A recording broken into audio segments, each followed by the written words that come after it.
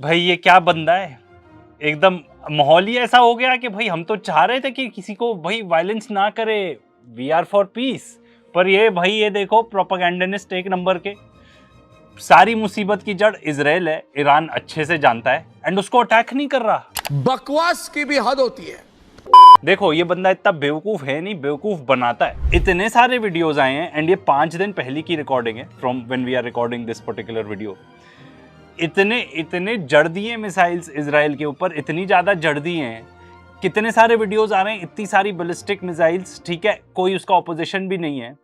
And तुम कह रहे हो कि भाई इजराइल को कुछ नहीं कह रहा, इजराइल के लिए तो सिर्फ माहौल बना रहा है। भाई वो असली तरीके से जानता है, अच्छे से जानता है ईरान, पूरे दुनिया की तरह, हमारी तरह भी, कि मुसीबत की जड़ इजराइल है, ठीक है।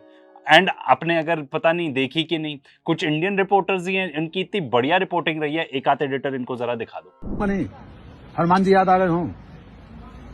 ये मैं हमेशा अपने साथ हनुमान चालीसा लेके चलता। क्या बात है, इसीलिए लेके चलता हूँ। और आप विश्वास नहीं करेंगे ना, वहाँ के जो विदेशी मंत्रालय के जो लोग थे ना, उन्होंने मुझसे बोला रिजवान जी हनुमान चालीसा पढ़ते रहिए, यानी किसी के बस में कुछ है नहीं। और जब बम फटता है ना, तो वो देखता ही नहीं कि भारतीय है कि इजरायली है। सही बात। और आपके बगल में ना गोलियों से तो आप बच जाएंगे, राइट लेफ्ट चोट लगेगी, मिसाइल से आप बचेंगे नहीं। और ये कहने की बातें थी कि बंकर बहुत अच्छे होते हैं, 100 फीट गहरे बंकर में हमने देखा कि लोग मर गए वहां पे, और आपको कुछ नहीं बताया जा रहा असलियत क्या, क्योंकि हमें कुछ बता। ये तो इंडियन मीडिया है, धन्यवाद देना चाहिए सरकार का, कितनी बेहतरीन सरकार है हमारी। वहां तो सरकार आपको कुछ बता नहीं रही, आप वहां विजुअल नहीं ले सकते लाशों के, अस्पताल आप नहीं जा सकते हैं। और जब घटना होती तो हमें मालूम ही नहीं कि जगह कौन सी, जैसे आपको हमें मालूम है कि अभी गौर सिटी हमें जाना है, वहां पे किस जगह जाना है, घटना ये हमें मालूम ही नहीं, क्योंकि कौन बताने वाला हमें। और जब हम अगले दिन सुबह पहुंच रहे हैं, और सारे और भी पत्रकार, सिर्फ साधना नहीं और भी जितने पत्रकार, बोला जा रहा है कि ओनली वन कैजुअलिटी, 1% डाइड।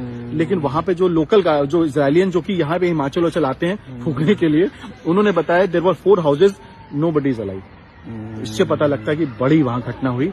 और मैं आपको सच बताऊं कि वहां का टेक्नोलॉजी जो कहने की बातें है ना, अलार्म बजता था हम लोग को, एक दिन सुबह 5 बजे की बात मैं आपको बताऊं कि अलार्म बजा ही नहीं, बस धुड़ुम धुड़ुम की आवाजें आ रही थी, पता लगा कि बिना अलार्म की चीजें आ गई। तो टेक्नोलॉजी फेल है। और जब वो आपके ड्रोन्स और खासतौर से मिसाइलें दगती है ना, तो नहीं पता हमारे 200 मीटर से हम कितनी दूरी पे हैं। असली जो उसने ठोकने का इरादा करा है, वो साथ में जो मुस्लिम देश हैं जो तेल अपना प्रोड्यूस करते हैं, उनको ठोकने का इरादा किया है।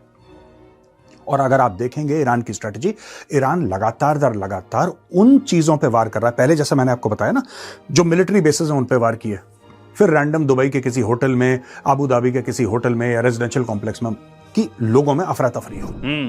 तो भाई अगर आप ईरान की स्ट्रैटेजी की बात करो तो वो टिट फॉर टैट है। पहले भी आप कह रहे थे ना, हमला तो इजराइल ने किया, हमला यूनाइटेड स्टेट्स और इजराइल ने मिलकर किया, ठीक है। इजराइल पर अटैक किए, ठीक है, रिटेलिएशन में, बिल्कुल करना चाहिए था। यूनाइटेड स्टेट्स ने अटैक किया, कहां से अटैक किया? अपने बेसिस के थ्रू अटैक किया, उसको अटैक किया। उसके बाद ये जो कह रहे हो कि भाई जो आसपास वाले देश है उनको टारगेट करना चाह रहे हैं, तो भाई इसलिए टारगेट करना चाह रहे हैं, ठीक है, क्योंकि वहीं से अटैक आया, एज एन उनके पास अमेरिका के बेसिस है। तो उनको टिट फॉर टैट स्ट्रैटेजी समझाते हैं। क्या है टिट फॉर टैट स्ट्रैटेजी? ये है कि पहले तो उन्होंने ऑयल फैसिलिटीज को टारगेट की ईरान की, तो उन्होंने भी ऑयल फैसिलिटीज को टारगेट किया। उन्होंने ईरान के बैंक्स टारगेट किए, तो उन्होंने कहा हम भी आपकी उन्हीं सेम फैसिलिटीज को टारगेट करेंगे, ठीक है। एंड वो कोई नॉर्मल होटल्स वगैरह को नहीं टारगेट कर रहे हैं, वो एक्चुअली टारगेट कर रहे हैं वो पर्टिकुलर जगह हैं जहाँ पे उनको इंटेलिजेंस है कि CIA हैं या अमेरिकन ट्रूप्स है। फॉर एग्जाम्पल बहरीन का एग्जाम्पल ले लो, ठीक है, वहाँ से उनका नेवल बेस खतरे में आ गया, ठीक है, 5th फ्लीट जिसको कहते हैं, तो वहां से उनको इवैक्यूएट करके ले गए होटल्स, एंड उन्होंने उन पर्टिकुलर होटल्स को जाके अटैक किया। दुबई में जिस होटल को जाके अटैक किया, वहां पे CIA पर्सनल थे, उनको अटैक किया, क्योंकि ये सब लोग भी तो फैसिलिटेट कर रहे हैं ना, अल्टीमेटली ये सब लोग जाके इंटेलिजेंस दे रहे हैं इनके मिलिट्री को, एंड वो उस इंटेलिजेंस को यूज करके टारगेट कर रहे हैं।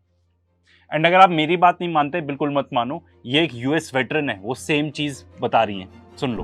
As a military vet, I can vouch for that. The hotels that you see getting hit are the hotels that the military and the government officials stay at. That's where they all live. That's where they all hang out.